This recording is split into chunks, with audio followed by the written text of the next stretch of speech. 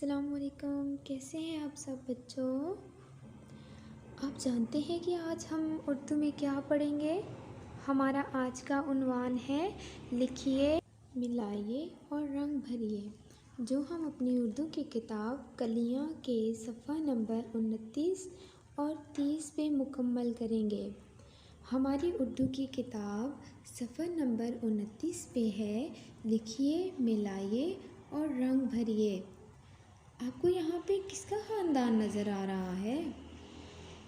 आपने देखा कि यहाँ पे आपको किसका ख़ानदान नज़र आ रहा है। जीम का। ये तो जीम का ख़ानदान है जो कि हमने पढ़ा था।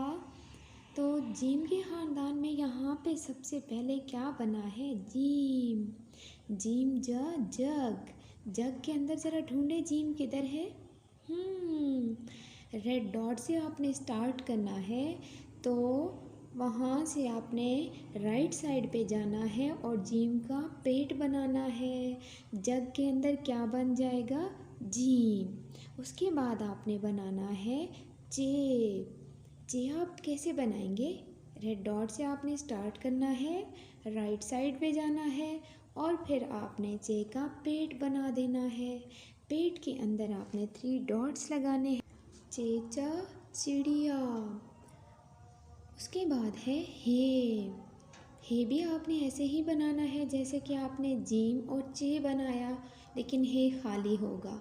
हे से क्या बनेगा, हेहा हलवा। उसके बाद आपने बनाना है खेखा। खेखा खरगोश। खरगोश। खेखा आपने वैसे ही बनाना है जैसे आपने जीम, चे और हे बनाया। इसके ऊपर आपने खे का एक नुक्ता बनाना है, तो आपका जीम का ख़ानदान मुकम्मल हो जाएगा। उसके बाद आपने जग, चिड़िया, हलवा और खरगोश में रंग भरने हैं। ओके, अब आते हैं अपनी किताब के सफ़ा नंबर 30 पर, जिसका उन्वान है मिलाइए। तो सबसे पहले क्या बना है यहाँ पर, बेबा। बेबा को आपने किससे मिलाना है, बेबा से। फिर आपने जीम जा को जीम जा से मिलाना है, हे हा को हे हा से, ते ता को ते ता से, खे खा को खे खा से मिलाना है आपने।